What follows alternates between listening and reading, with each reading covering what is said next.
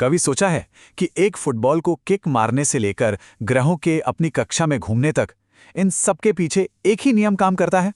जी हां, हमारे चारों ओर हर एक पल भौतिकी का एक ही बुनियादी नियम है जो सब कुछ चला रहा है। आज हम उसी की बात करने वाले हैं।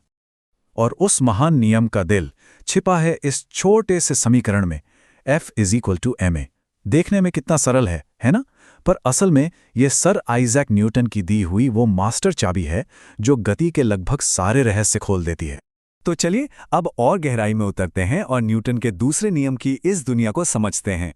तो आखिर ये नियम कहता क्या है? देखिए, बहुत ही आसान शब्दों में, किसी भी चीज पर लगने वाला कुल बल यानी कि फोर्स, उस चीज के द्रव्यमान यानी उसमें कितना पदार्थ है, और उसके त्वरण यानी उसकी रफ्तार में बदलाव की दर, इन दोनों के गुणनफल के बराबर होता है।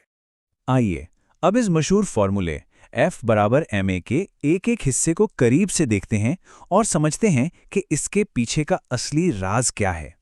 इस समीकरण में 3 खिलाड़ी हैं। पहला है F यानी फोर्स या बल, ये कोई भी धक्का या खिंचाव हो सकता है। दूसरा है M यानी मास या द्रव्यमान, जो बताता है कि कोई वस्तु कितनी भारी है।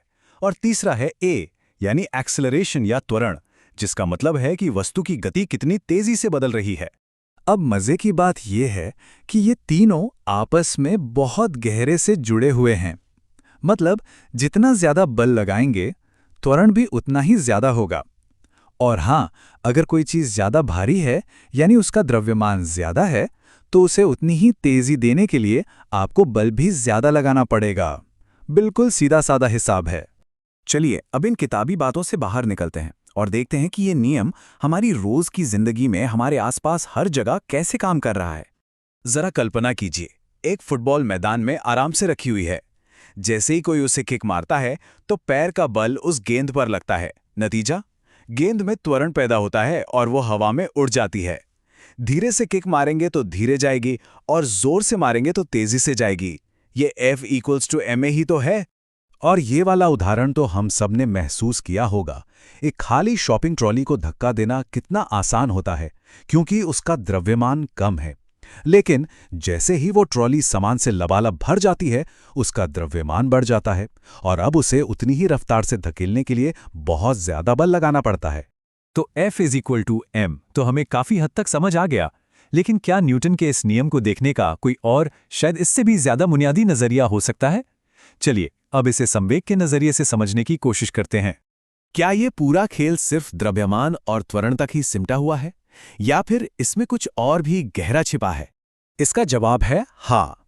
असल में न्यूटन ने इस नियम को संवेग यानी मोमेंटम के चश्मे से देखा था। संवेग किसी भी चलती हुई चीज की गति और उसके द्रव्यमान का गुणनफल है। तो इस लिहाज से देखें तो बल असल में किसी चीज के संवेग में बदलाव की दर है। ये गति को समझने का एक ज्यादा मौलिक तरीका है। तो इस पूरी बातचीत से हमें क्या मुख्य बातें समझ में आईं?